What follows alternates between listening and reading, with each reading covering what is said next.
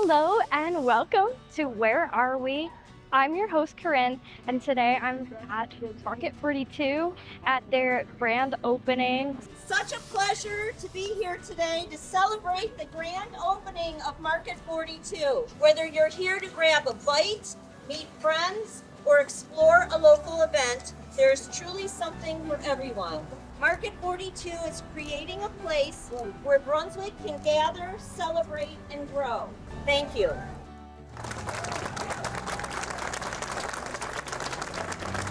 So this is going to be a gem of the community for years to come. So really happy to be part of this with you. Congratulations. So congratulations to you. Congratulations. Isn't this exciting? Now, therefore, I, Ron Falcone, the 12th Mayor of the City of Brunswick, on behalf of the City Council and the 35,000 people of the city, do hereby extend our congratulations to Market 42, and we wish you continued success in the great city of Brunswick.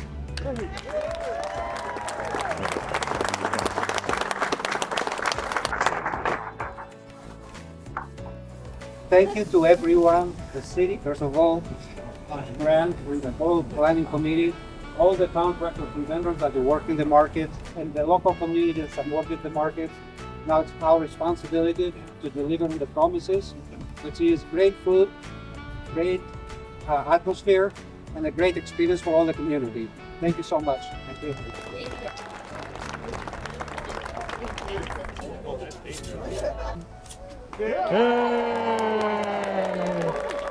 Listen, congratulations. And a relative to my sister. Moody dreams.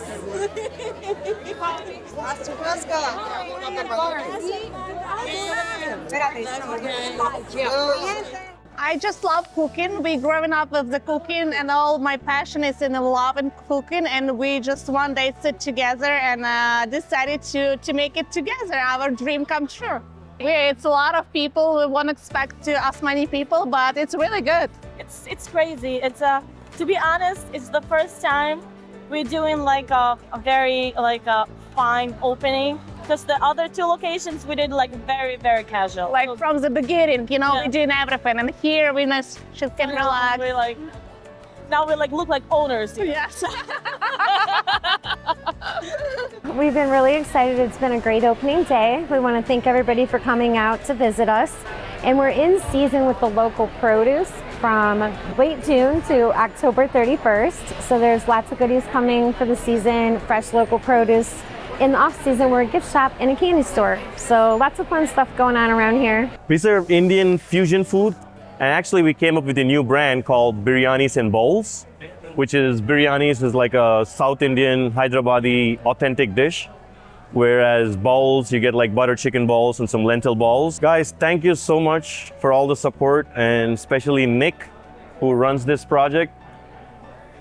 Immense support from him for all of us, so we're just excited and thankful to all of you. We're just excited to serve you all soon. Up next, at the Brunswick Rec Center, the Ohio Bird Sanctuary came and visited. They did a program for the Medina County Senior and Adult Services, so please stay tuned for that.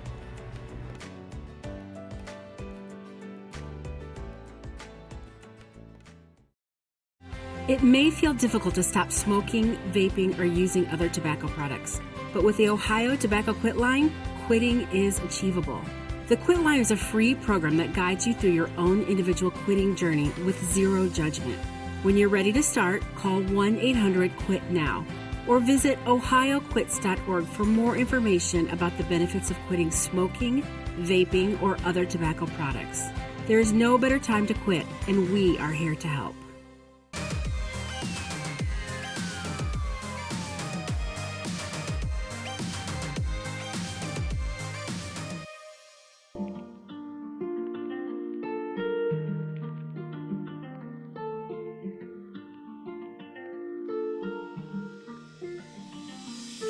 So my My name is Emily Tackett, and I am from the Ohio Bird Sanctuary.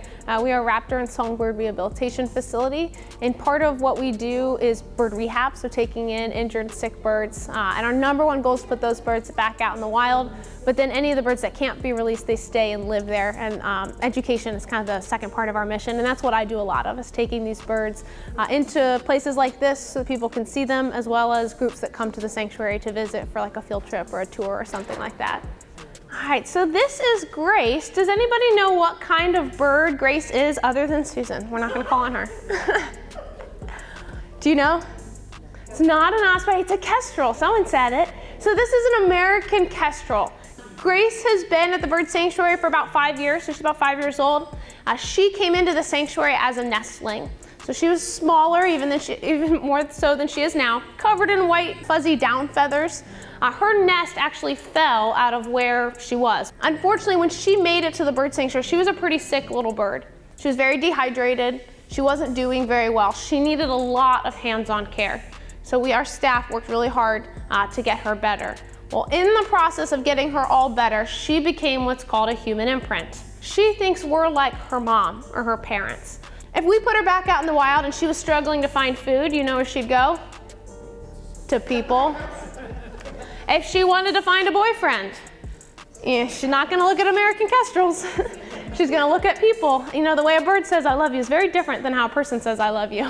For this time of year, being springtime, we're about to see a lot of baby birds that are hatched, and they're gonna start leaving the nest. And we're getting into our busy season as all of these young birds are gonna be learning how to be good birds, getting out finding food and hunting. And it is a common time when people find injured birds, or sometimes birds that are not injured. So I guess something that is important to know is that we really would like wild animals to stay wild.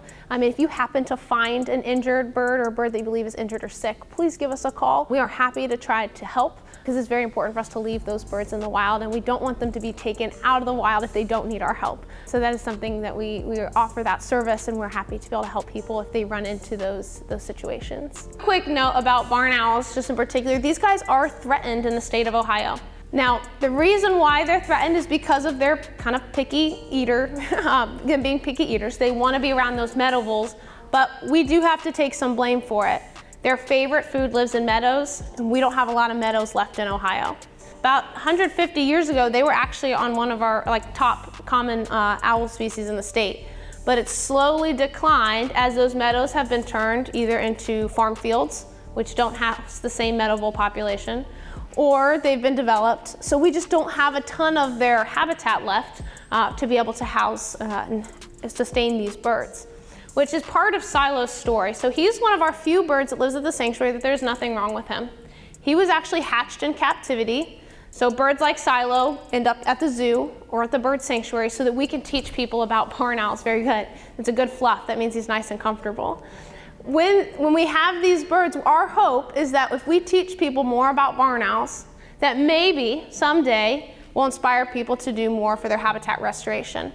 I don't know if I have a favorite bird, but I do have favorite kinds of birds. So personally, I really like peregrine falcons. They're actually the fastest animals in the world. As well as osprey, which are fish-eating birds of prey. Those are probably my two favorites. She gets that reaction a lot. So this is Winnie, and Winnie is also an owl, but she's an eastern screech owl. Oh, Winnie's about 10 years old, so she's the oldest of the three that came today. She's my veteran of the crew. Let me tell you about Winnie's story. So Winnie came in when she was a nestling. Winnie and her two siblings lived in a hole of a tree. That's where their nests typically are, and a storm knocked the tree down. Thankfully, somebody knew that there were owls nesting in that tree, so they went out and found them. They found Winnie and her two siblings, and they brought them into the sanctuary. Her two siblings were fine. We actually put them in with a foster screech owl to prevent the imprinting from happening, and then we released them back out in the wild. So I don't know where they are. Hopefully they've lived a really great screech owl life. Winnie unfortunately hit her head really hard and had pretty major head trauma. And part of that, she does have vision issues, so those of you that are closer can maybe tell that her left eye is cloudier than her right eye. Because of all of her issues, she did need a lot of hands-on care, and then she's an imprint on top of that. So head trauma, vision issues, and human imprint for Winnie. But I have to say, she is one of my favorite birds that lives at the sanctuary. She is an excellent program bird. If I'm gonna go into a kindergarten classroom or preschool classroom, which those are a ton of fun, she's the bird I wanna take. She's a really good little bird. Willow is our new barn owl. So we do have a new educational ambassador, barn owl Willow. So she will be just like these birds that we saw today. Here soon, she'll start her training. She's actually already in training so that she can do this job to teach people about birds. And we are a private nonprofit, which we're pretty proud of. So to support the sanctuary, come visit. We would love for you guys to come check out the sanctuary and see what we do. We are supported through the admission fees. So when you're coming and paying to view our birds, you're helping us take care of those birds. We do have a lot of events that we put on, so check out our website, our Facebook page to see what's coming up. We worked really hard to build it to what it is now, and it's been a great team effort. We had a fabulous founder, Gail Lauk, started the sanctuary a little more than 30 years ago. And we have just been carrying the baton and keeping it moving forward and able to help more birds and teach more people about birds. And so, yeah, we're really proud of what we do at the sanctuary.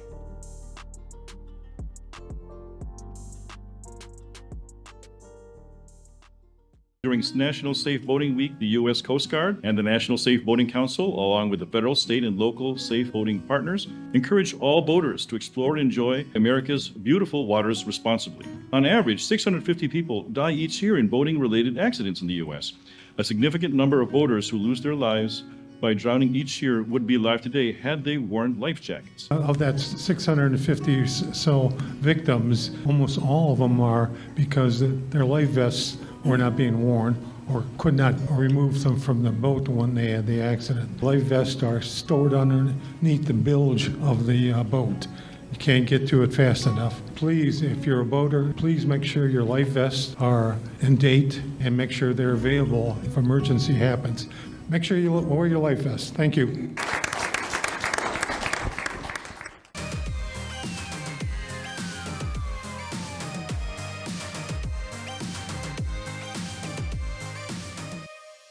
So my name is Marilyn Chase. I'm one of the volunteers at the Medina Raptor Center. I'm also the brand ambassador, so I help the Raptor Center get their brand and their name and what we do out in the public. We are a rehabilitation center, songbirds all the way up to eagles and everything in between. This is our biggest fundraiser of the year. Probably the most important thing to share that people really don't realize about us is we are responsible to at least 3 different government entities for certification, and we receive no money, grants, or support from them at all. So everything we do comes from donors.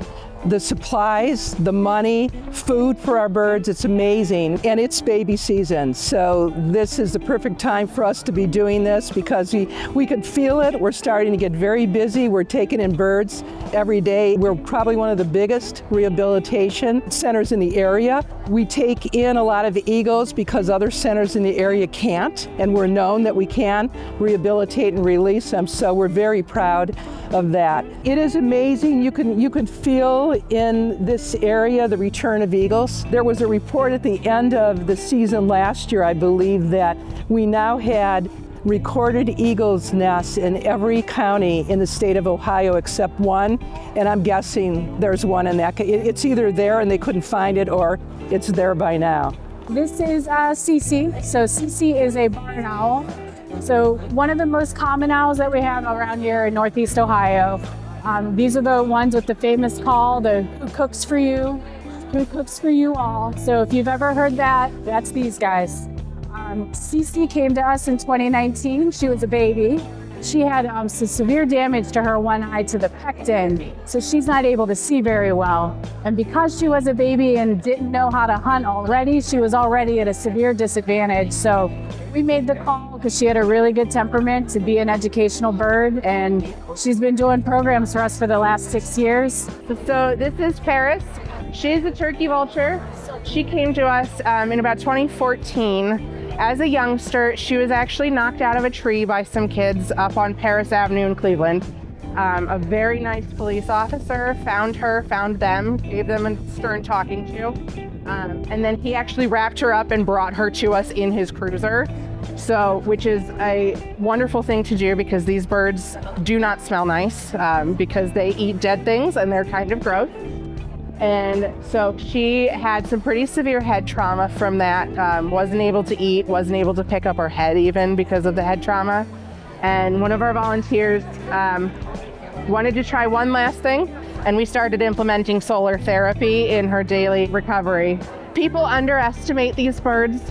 They think they're ugly and gross and disgusting because of what they do. But if you get really close up, if she'll let us, you can see they're actually really beautiful birds. They've got a lot of amazing colors. They all have personalities, and these are really long-lived birds. And because they're out there only eating dead things, they don't hunt, they don't kill things. They're cleaning up our environment for us. They're absolutely essential to having like clean roadways and not having a whole bunch of dead stuff rotting around. They're definitely underappreciated, and they're absolutely essential to our environment. So I love being able to go out and educate them because you don't get to see them up close and how cool and how pretty they are. I've been with the Raptor Center since 2010. I started as an intern. So I was a summer intern, and then I just never left, and they haven't been able to get rid of me since. But I am a vet tech now, so I do a lot of like the medical care. I do a lot of the intake stuff, the initial assessments. I work really close with the vets that we work with to sort of determine treatment plans. And unfortunately, that means a lot of the birds don't like me. But that's fine, because most of them were trying to get back out into the wild anyways, so they don't need to like me. You know, what we always say is this is an amazing organization of volunteers. The people that volunteer for the Raptor Center do it for the love of birds. They don't get paid anything. They are here long hours. It is messy. I mean, if you've got a pet bird, you know what it's like to clean up a pet bird in a little cage. Well, imagine a big bird in a big cage. I don't know why. I don't know why she's picked me as a person. It's only happened in the last 4 or 5 years that she's decided that I can do just about anything to this bird, and she just stands there and lets me do it, which is really convenient for me. That gets a little tricky at programs if someone else is trying to hold her. Normally she's very well behaved for them, but if she sees me, she wants to be with me. It does get a little personal. She likes to try and get a little too close to me. No, you cannot sit on my shoulder. She leans for it. She wants to, every once in a while, if we're feeling frisky, she'll preen me. So like if I'm wearing a hoodie, she'll play with a hoodie string and she'll preen me. So that's what she's probably trying to do. You can't be my shoulder bird. You're a good bird. It's dirty work, and everybody does it with a smile. The passion for birds, the commitment to their injuries and getting them back out in the wild is what all these volunteers live for. You know, sometimes the answer really is to leave the bird alone. Just observe it. You know, if they look fine, leave them alone. That's the best you could do. Don't feed them. Don't give them water. Their parents will take care of them. If they look injured, big birds especially, hawks, eagles, owls, if they are on the ground and they've been there for a day, we know that's not normal behavior. So that's one we really want you to call us because we'll ask you to send a photo of them or describe what you're seeing, and we can usually help them. Sometimes there may be a rehabilitation center closer, and our advice might be, here's how to scoop the bird up, here's how to transport the bird, take it here instead, or call them instead and they'll send somebody out. So it really depends on the bird, what the condition is, but most of the time it's call us first, don't touch the bird, we'll let you know what to do.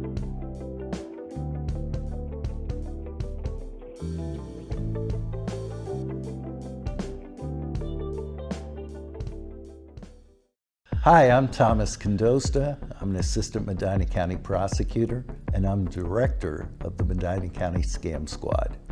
Our motto is be aware and be wary, and I'm inviting you to call us if you ever think that you may be involved in a scam or you're just not sure.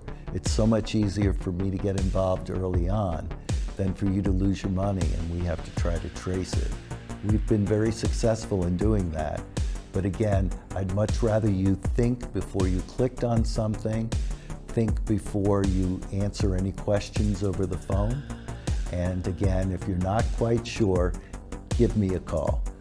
Phone number is 1-877-SCAM-550 or 1-877-722-6550.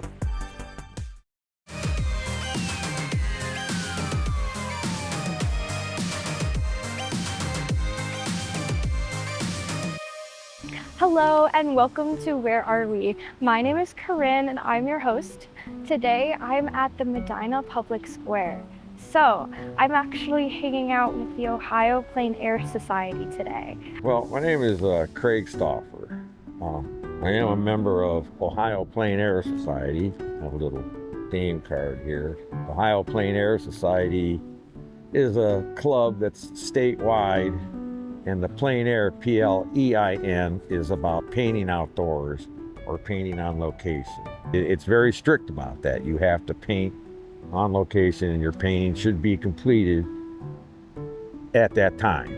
Or you can come back multiple times, but it still has to be painted from life. This is what's called a paint out, which is just a bunch of artists get together just for the fun of being with other artists and painting. I was raised here in Medina County, raised on a farm, and I always did art, and so going outside was just kind of a natural thing. So I was doing it before I knew it was called plein air. I just would go outside and paint. And then there was a movement started developing of the plein air practice, let's say, and so now it's getting pretty popular. I've heard that it might be the fastest growing movement of art right now, and at least in America, probably worldwide though, because I know there's a lot of plein air painters all over Europe too. So the rules of being on location and painting, I think that's a challenge as an artist. It's a challenge. You know, a lot of people, and there's nothing wrong with this, do work from photographs or still life, and that's all really good.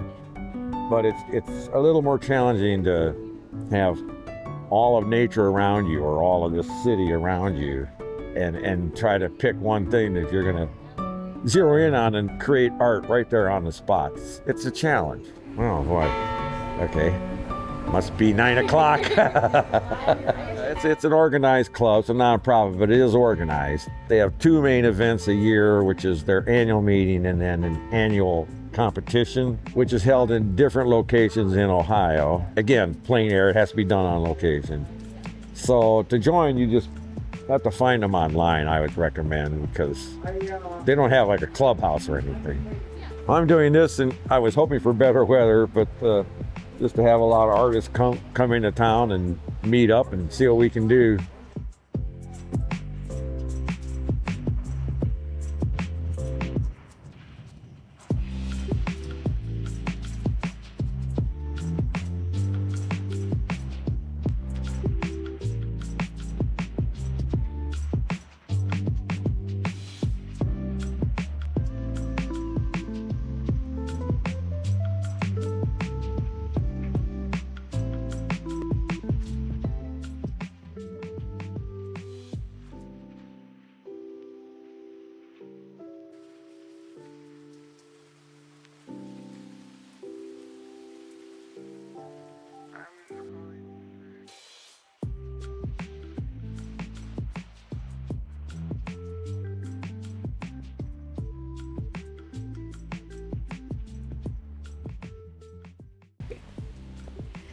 You can come in the video if you want. No.